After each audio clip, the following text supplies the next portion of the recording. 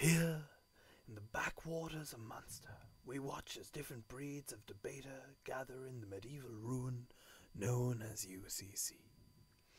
The university is known for its plentiful supply of food and, more importantly, drink, making it a paradise for debaters of all kinds. With a spy camera hidden in the pocket of a normal person disguised to look like a debater, we can get never-before-seen footage of the debaters in their natural habitat. It's amazing when you get this close to a debater to see how like humans they really are. The way he uses his brain to imitate what he's seen others do is fascinating. This ability to imitate as well as use tools is something which started amongst debaters years ago and has now brought them to a much higher level of near-human intelligence. These two talents will ultimately lead to the transformation of the world. The novice team approaches the room for the very first time.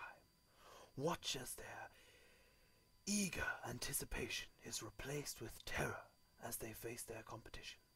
For now, as newly hatched debaters, they do not have the confidence to disagree with their elders. But by the spring, these young ones will have all the experience and skill necessary to stand tall and say, "On that point, sir." When a person is not a very skilled debater, they have two options: stay in the bin room, or find a way to break with the least amount of effort involved. The power-hungry have a rather ingenious method of reaching the break room.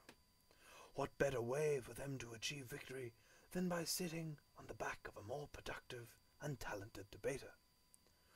Only 1 in 10 bin room debaters manages to make a successful transition. For most, the migration is too strenuous and not worth the effort. The ESL team travels further than any other team in their search for victory. Although they are known to fare well in such competitions, some simple arguments can get lost in translation when the team are so far from their natural environment.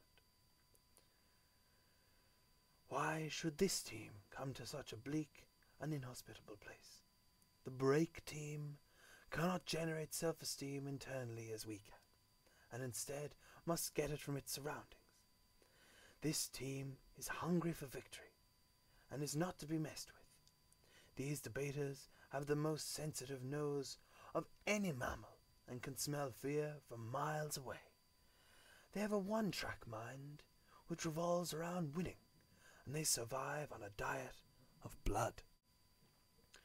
Rescued from the wild and brought back into captivity, often a former failed break team, this species is unprepared for the stress of the debating world. Having lived in the real world for such a long period of time, the drunk team is unwilling or able to function within the strict code of conduct of an IV. They must rely heavily on alcohol and other crutches. To see one so alert is a very unusual sight. Usually the teammates save energy by spending most of their time sleeping. With a reaction time only a quarter as fast as a normal human, we have to wonder if they are ever successful at these competitions. Here we see a novice debater join an experienced adult to see how things are done.